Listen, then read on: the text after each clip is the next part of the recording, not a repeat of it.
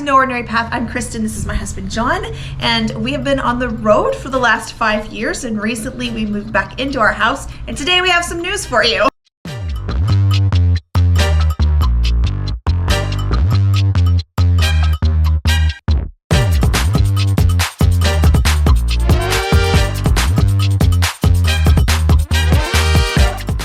There have been a lot of changes going on with us lately, and if you've been following along, you know we've had some significant issues with the rig, and it just kind of keeps going for us. We like to say that it's content, and we kind of joke about it. Well, we've certainly had a lot of content recently. Yes. So expensive content. That's right. And we wanted to kind of catch you guys up. This is going to be a little bit of like our story, but also some real talk and stuff today. So yeah, let's dive right into it.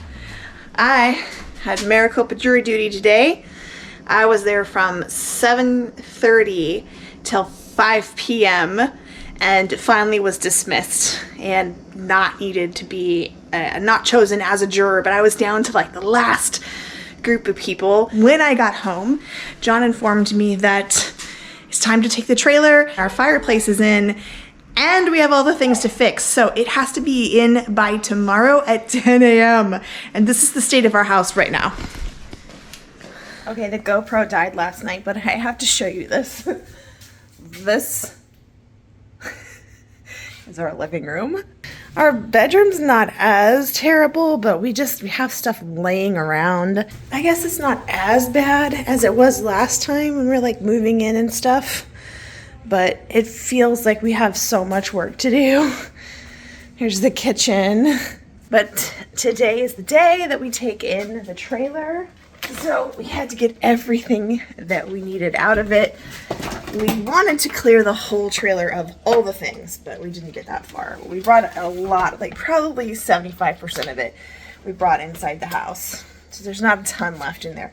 And this is the list of all the things I have to get fixed on this thing. So we aren't sure how long they're going to keep it this time. Did the freezer dry out yet? Almost.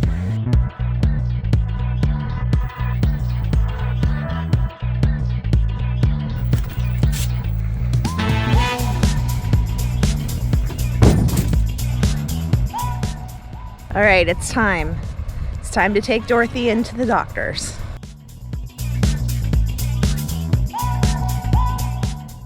We're off, and the AC's kicking in, so it's good times. Is it 90 degrees yet this morning? It's currently 86. 86. We're close.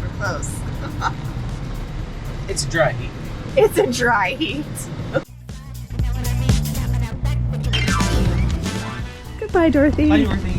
Well, not goodbye, Dorothy, but we're back at Bobby Combs. They're gonna fix hopefully some stuff on it and take care of our mess in the underbelly. I hope. That's my big concern. What happened? Okay, that was actually our bad. We had the underbelly down because John was working on trying to fix that leak, and then we started the generator and the pipe melted the underbelly, so now we have to pay for a new underbelly. Obviously not covered. It was our fault.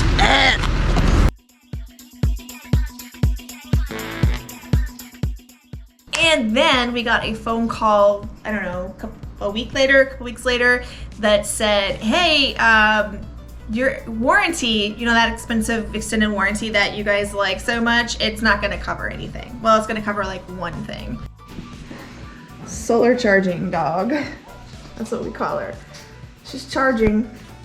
We're off to run an errand. We're off to go get beat up. We're off to go get a whooping.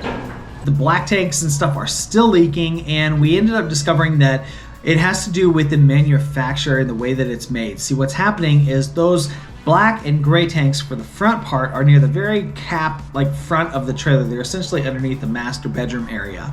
And then they run a like 10-foot long 3-inch PVC pipe all the way back essentially to the axles. And I think they did that to try to keep both the front tank where you empty and the back tanks where you empty closer together so you didn't have to stretch hoses along its 44 feet.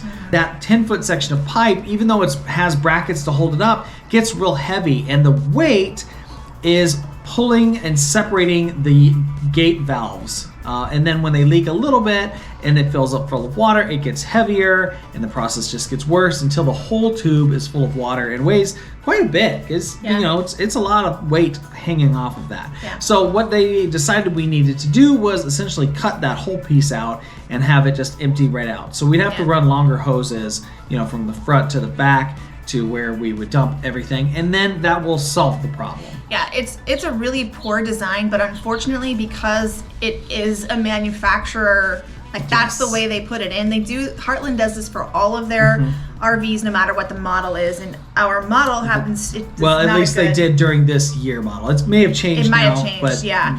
But so because of all that, it is not covered under the warranty. Moving on to the next broken thing, and that is my Jeep. Yes. It was Jeep. broken. Yes. Yeah. Now it's fixed. Yeah. When did it happen? In January. It was the day that we left for Gold Canyon to meet up with friends over there. My entire dash, even when I turn my car on, does not work. None of the instruments work. The electronics don't work. The entire front gauge cluster, so like the speedometer, the tachometer, the gas gauge, basically the Jeep ran fine and you would have never known any difference. It's just there was nothing there. So embarrassingly, I have driven like this for months, and the reason being is we have checked all the fuses and everything we could, and we didn't have extra income to fix it.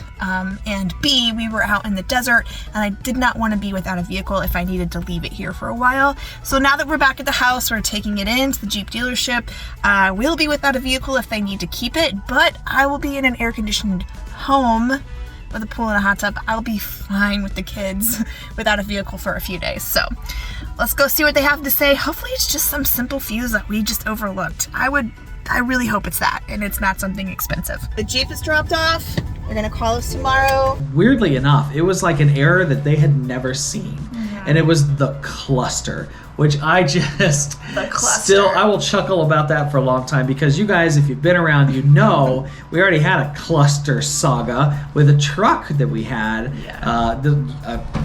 A year? 2 years ago? Yeah, a couple of years ago. A couple of years ago, the cluster truck saga. If you haven't seen that, go up there and watch it. But so anyway, they had to remove this thing. They had to send it to Mopar, and then Mopar had to download data from the old one, because this had the odometer reading on it, right?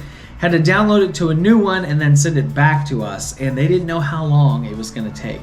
They had it for a week, and now it's fixed and running great and ready for some upgrades and fun stuff. Some adventuring. So, some more adventuring. The last thing was the bikes. One of the nice things about being back in Phoenix is, we can fix everything. The rig is gone right now. It's in the shop getting fixed. The Jeep is gone right now. It's in the shop getting fixed. Now it's time to do the same to the bikes, specifically the boys' bikes. These are both the REI Co-op 1.1 DRTs. We bought Aaron's first a few years ago. This one we actually purchased in Alaska. They've been on the back of Wendy. They've been on the back of, the truck, the back of the Jeep, and have weathered. Well, they haven't, actually. And that's why we're taking them in today. Not to mention being ridden really hard. Absolutely. But they need complete overhaul tune-ups. New chains, some derailleurs are bent that we've got to fix. So we're, Kristen and I are going on a little day date to REI to drop them off, and and then we can get back to riding as a family, which I'm excited about. Yeah. We have not ridden at all since we got back in November, I think. Nope. Yeah. It's not even May. I think we got a long ways to go with the heat. 107 in your truck right now. Now it's not 107 outside. Obviously, that's just what it is in the truck. It's a dry heat. It's a dry heat. It's fine. Look at that chain. The bikes ended up costing $350 a piece, and we weren't sure if that was really worth saving or really worth fixing them, so we did not leave them at REI. Yeah. We still have them. We're not sure if we're just gonna... I think we're going to try to fix them up a little bit and then put them on a marketplace and see what we can get for them, and then kind of use that to go towards larger bikes for the boys. Yeah, because they really have outgrown them anyways. All this stuff that we fixed is not really why you're here today. I know you want to know what we're doing What's next. the plan, right? What's the plan? So we're just going to rip off the Band-Aid. We have decided to no longer be part of the RV life. Yeah, I think at this stage of our life, especially with 2 teenage boys and just getting into those years, and with the size and the limits, and unfortunately kind of the experiences we had with this last season of RVing with Dorothy, even though she was great and lots more space for us, we've just sort of decided that like we need a break in the house, and so we're going to stay in the house through the end of the year. And then whatever comes after that, we're not sure yet. We have kind of like 2 different paths maybe laid before us. We're not sure which one we're going to take. I promise we'll keep you guys posted on the plan, but know this for now, we will still be doing adventures for one thing, right? Yeah, we're not done adventuring. We may be done RVing, but we're not done adventuring. That's right. Yeah, we've got some plans and stuff, and part of those are going to be able to go see the things that we haven't gotten to see in Arizona, like during the winter months, like Flagstaff and Prescott and the areas that are under some snow. of these other areas. Yeah, when we visit in the winter and they're all under snow, we're gonna go visit those places. Maybe take the Jeep out on some cool trails maybe do that some aren't camping. open in the winter time. Yep. Do some camping, because we're not going to have the RV anymore. We are going to sell it when we get it back. Right. We might do a redemption run, make sure everything works. And then I think she deserves it. She does. The way we left her, we need a redemption run. Right. But we are going to sell the rig, and then we're going to go back to our camping roots. Right, yeah, it'll be fun. Yeah, and we might dabble in some overlanding a little bit. We'll see. I don't know. But we do plan to continue adventuring. Yeah, and this channel and all the adventures in our family will still be around. Don't worry.